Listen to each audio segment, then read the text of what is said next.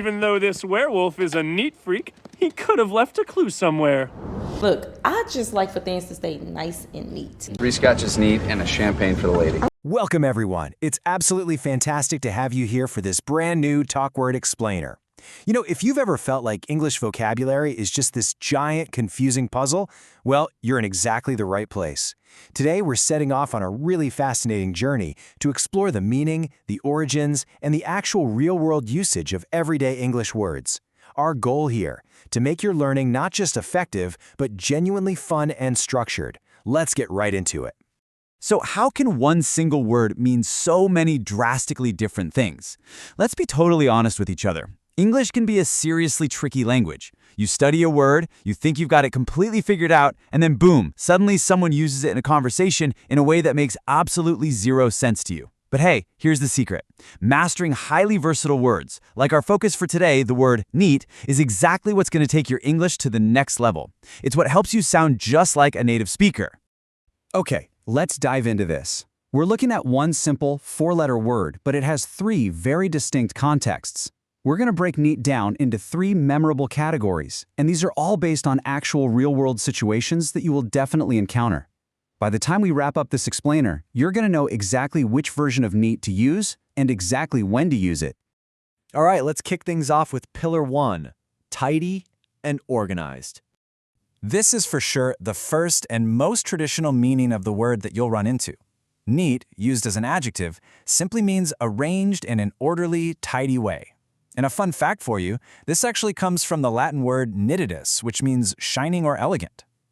I really want you to have a rock-solid foundation of this literal definition right off the bat, because it's the starting point for literally everything else we're going to talk about today.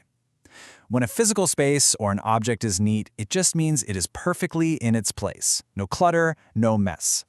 Let's see how this actually sounds in a real sentence. Please keep your desk neat and clean. Notice how smooth and natural that sounds? Since we're practicing together today, I highly recommend repeating this out loud right along with me. It's great for your listening and speaking comprehension. Ready? Let's try it. Please keep your desk neat and clean. You'll notice native speakers very often pair the word neat directly with words like clean, just to really hammer home that overall sense of perfect order. And this brilliantly illustrates the physical sense of the word. I want you to imagine a messy, super chaotic workspace. We're talking papers flying everywhere, empty coffee cups stacked up like a tower. Now contrast that with a spotless, perfectly arranged workspace. Everything has its place. That second workspace, that is the absolute perfect visual definition of neat. The word functions flawlessly here to describe a well-maintained physical space. Moving right along, here's where things get really fun. Pillar 2, cool and excellent. We're taking a pretty major shift here. We are moving away from physical spaces and diving straight into conversational slang. In this context, neat means very good, excellent, or interesting. Now, this specific definition is heavily context-dependent. Native speakers mostly use this version of neat to express a sense of positive surprise or approval, usually in very casual, spoken English. You know, you probably wouldn't write this in a formal business report, but I guarantee you are going to hear it constantly in daily conversation. For example, imagine a friend shows you this really clever magic trick. You'd probably look at them and enthusiastically say, "That's a really neat trick you did there." Do you hear the energy in that delivery? When native speakers use neat this way, it carries a very warm, super conversational tone. You're basically telling the other person that you are genuinely impressed, fascinated, or just really amused by what you just saw or heard. So the crucial point here is how the surrounding words completely change the game. The phrase a neat desk takes us right back to Pillar 1, right? An organized physical space. But a neat trick relies on Pillar 2, meaning cool or impressive. The crazy thing is, the spelling hasn't changed, the pronunciation hasn't changed at all, but the surrounding vocabulary completely shifts the definition from tidy to cool. It's like a linguistic chameleon. All right, let's keep expanding that vocabulary. Pillar 3, in your glass. Now, this is a highly specific context, but trust me, it is incredibly useful for real-world social and hospitality settings. Neat, when used as a beverage adjective, means a single spirit served unmixed without any ice, water, or other liquids. It is a purely culinary usage of the word. In this scenario, neat essentially just means undiluted. You're getting the pure beverage exactly as it was poured straight from the bottle. which, let's be real, is perfect if your life is currently feeling anything but neat. Let's put you in a quick little mini scenario. Imagine you're sitting at a really nice restaurant, you're feeling confident, and the waiter comes over and asks what you'd like to drink. You look right at them and say, "I'll have a whiskey neat." Boom.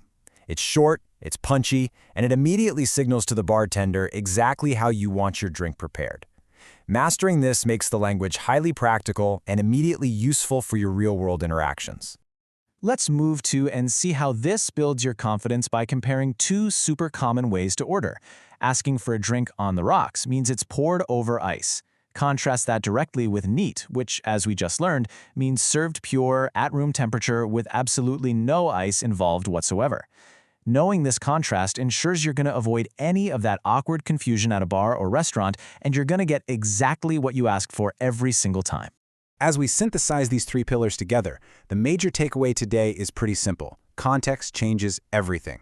Whether we're talking about a spotless room, an amazing magic trick, or a pure, unmixed beverage, paying close attention to the context is the master key here. It is absolutely your secret weapon. It unlocks that native-level confidence and helps you truly master the subtle nuances of the English language. We have covered so much ground today, so let's talk about how you can continue your journey with TalkWord. If you are a focused learner looking to level up your vocabulary, it's really as simple as 3 straightforward steps. Step 1, download the TalkWord app. Step 2, search absolutely any English word you are curious about. And Step 3, listen to instant podcast-style explanations while you're on the go. This companion app is specifically designed to provide you with energetic, clear, and structured explanations for any word you might encounter in your daily life. It's literally like having this very explainer right in your pocket, whenever and wherever you happen to need it. So, I want to leave you with one final thought to wrap up our learning experience today. I want you to ask yourself, what is a neat new word you want to learn next? English is totally full of wonderful surprises, and there is always something new and fascinating to discover. Thank you so much for joining me for this explainer. Keep learning, keep practicing those contexts, and I will see you next time on the TalkWord app.